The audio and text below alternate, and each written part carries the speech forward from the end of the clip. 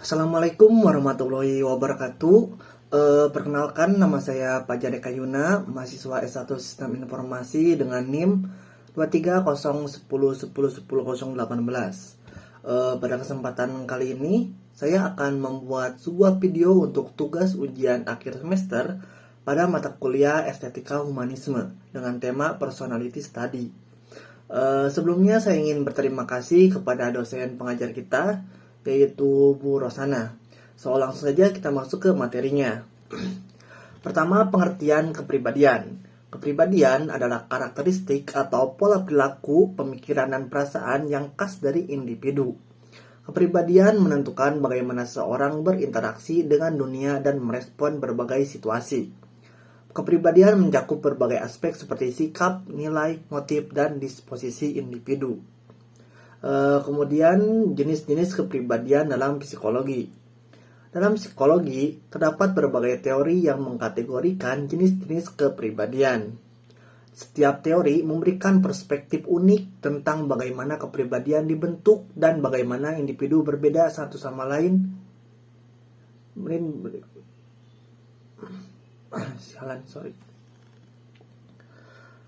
Kedua, jenis-jenis kepribadian dalam psikologi. Dalam psikologi, terdapat berbagai teori yang mengkategorikan jenis-jenis kepribadian. Setiap teori memberikan perspektif unik tentang bagaimana kepribadian dibentuk dan bagaimana individu berbeda satu sama lain. Berikut adalah beberapa teori kepribadian utama. Pertama, ada teori psikoanalitik dari Sigmund Freud. Sigmund Freud adalah salah satu tokoh utama dalam psikologi yang mengembangkan teori psikoanalitik tentang kepribadian. Teori ini menekankan pentingnya ketidaksadaran dan pengalaman masa kecil dalam pembentukan kepribadian. Freud membagi kepribadian menjadi 3 komponen utama. Yang pertama yaitu teori psikoanalitik. Yang pertama yaitu ID. Bagian dari kepribadian yang bersifat primal dan beroperasi berdasarkan prinsip kesenangan. ID adalah sumber dari dorongan instinktif dan kebutuhan dasar seperti makan, minum, dan seksual. ID tidak mempertimbangkan realitas atau moralitas, hanya berfokus pada pemenuhan kebutuhan segera. Kemudian ada ego, komponen kepribadian yang beroperasi berdasarkan prinsip realitas.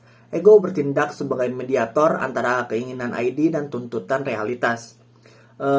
Ego mencoba untuk memenuhi keinginan ID dengan cara yang realistis dan sosial dapat diterima. Ego juga mengatur dan mengendalikan dorongan-dorongan ID.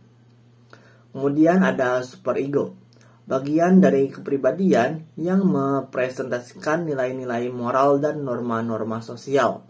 Superego berfungsi sebagai pengawas yang mengkritik dan mendorong ego untuk bertindak sesuai dengan moralitas dan standar yang diterima. Superego terdiri dari 2 bagian, yaitu conscience atau suara hati dan ego ideal. Freud juga mengemukakan bahwa perkembangan kepribadian terjadi melalui serangkaian tahapan psikoseksual, yaitu oral, anal, falik, laten, dan genital. Setiap tahap berkaitan dengan zona erogen tertentu dan konflik yang harus diselesaikan. Ketidakmampuan menyelesaikan konflik pada tahap tertentu dapat menyebabkan fiksasi yang mempengaruhi kepribadian individu di kemudian hari. Terus kemudian kedua ada teori kepribadian trait atau Big Five. Teori kepribadian trait berfokus pada identifikasi dan pengukuran sifat-sifat kepribadian yang stabil dan konsisten. Model Big Five adalah salah satu model trait yang paling terkenal dan digunakan secara luas dalam penelitian psikologi. Model ini mengelompokkan kepribadian ke dalam 5 dimensi utama yang dikenal dengan akronim OSEAN. Yang pertama O yaitu opener to experience, yaitu keterbukaan terhadap pengalaman. Dimensi ini mencerminkan sejauh mana seorang terbuka terhadap ide-ide baru, imajinatif, dan memiliki minat yang luas. Individu dengan skor tertinggi pada keterbukaan cenderung kreatif, penasaran, dan memiliki rasa estetika yang tinggi. Sebaliknya, individu dengan skor rendah cenderung konvensional, praktis, dan kurang tertarik pada pengalaman baru. Kemudian ada conscientiousness atau kehati-hatian. Dimensi ini mencerminkan sejauh mana seorang disiplin, teratur, dan bertanggung jawab. Individu dengan skor tinggi pada kehati-hatian cenderung teliti, terorganisir, dan dapat diandalkan. Sebaliknya, individu dengan skor rendah mungkin lebih ceroboh, impulsif, dan kurang teratur.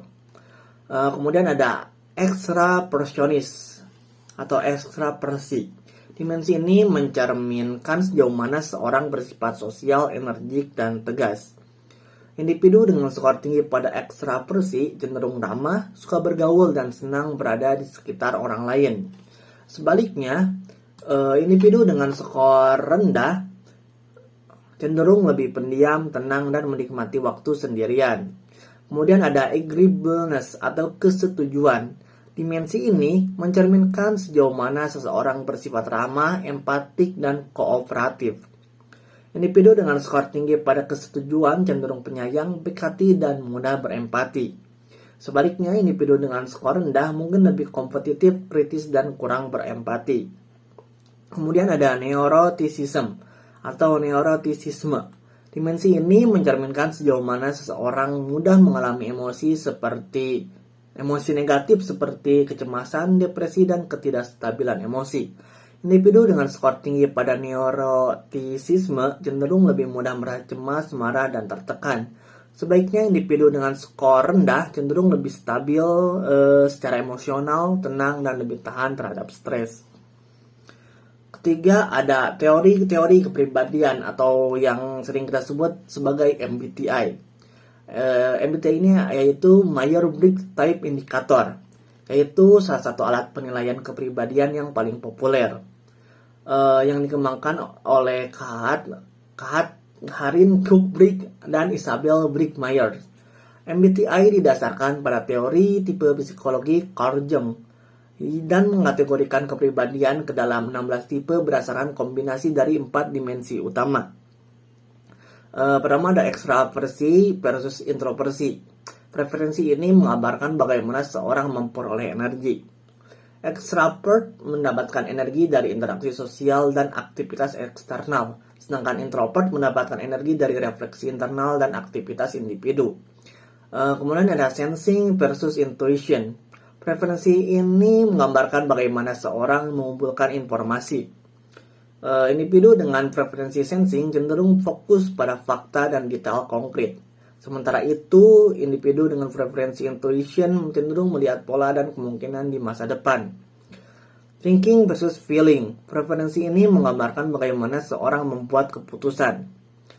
Individu dengan preferensi thinking cenderung menggunakan logika dan analisis objektif.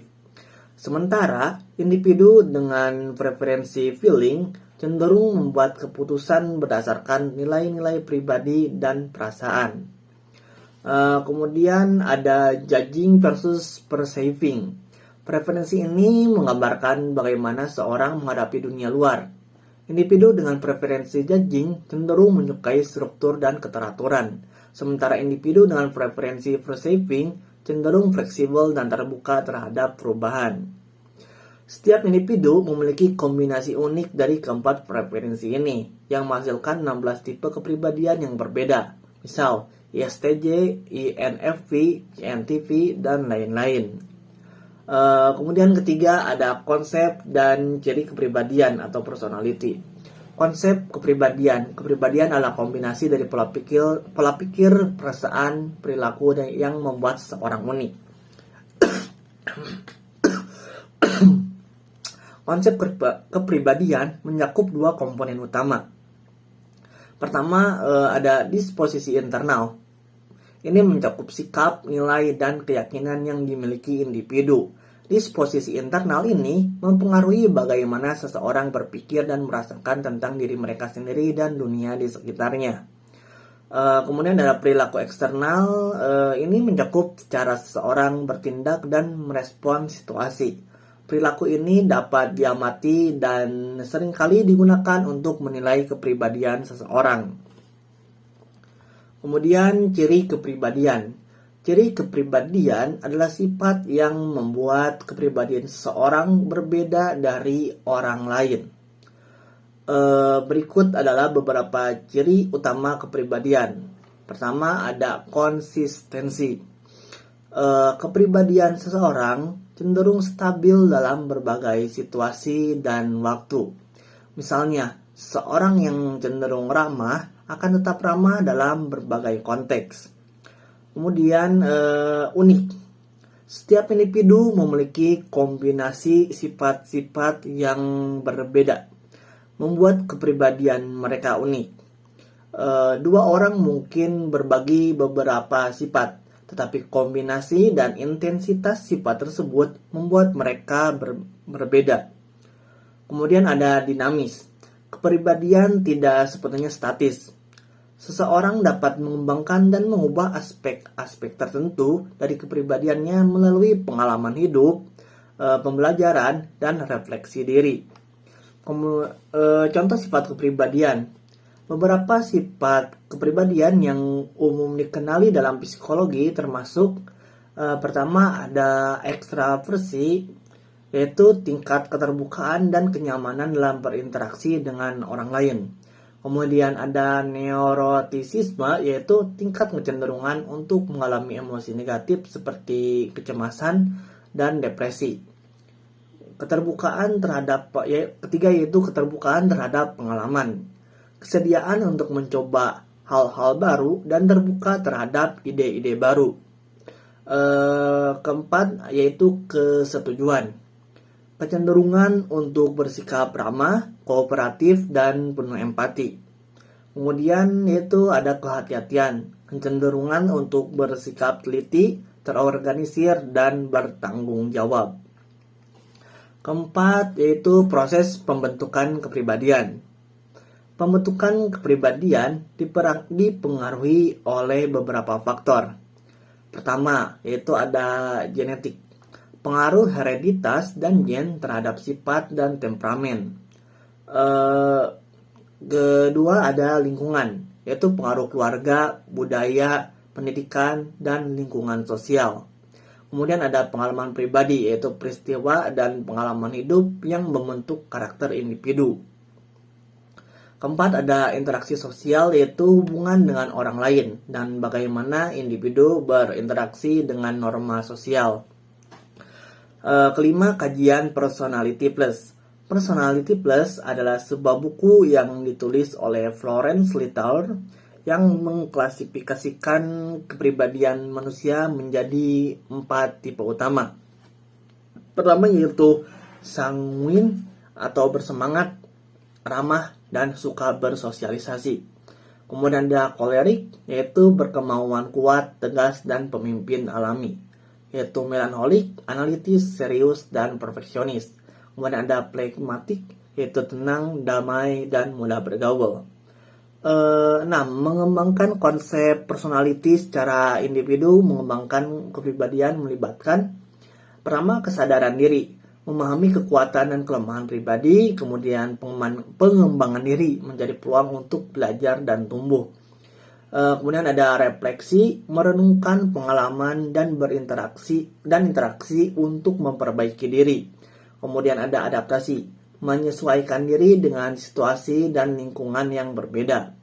Ketujuh, ada analitis, konsep personality, tokoh atau public figure yang menginspirasi untuk menganalisis kepribadian tokoh atau figur publik. Identifikasi karakteristik utama.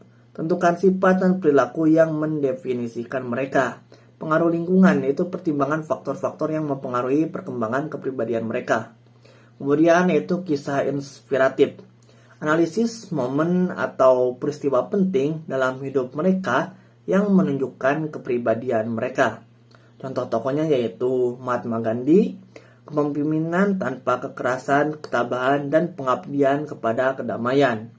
Kemudian ada Steve Jobs, yaitu kreativitas, visi, dan ketegasan dalam inovasi teknologi. Oke. Sepertinya itu saja yang bisa saya sampaikan. Mohon maaf bila ada banyak sekali kesalahan dalam video ini. Wassalamualaikum warahmatullahi wabarakatuh.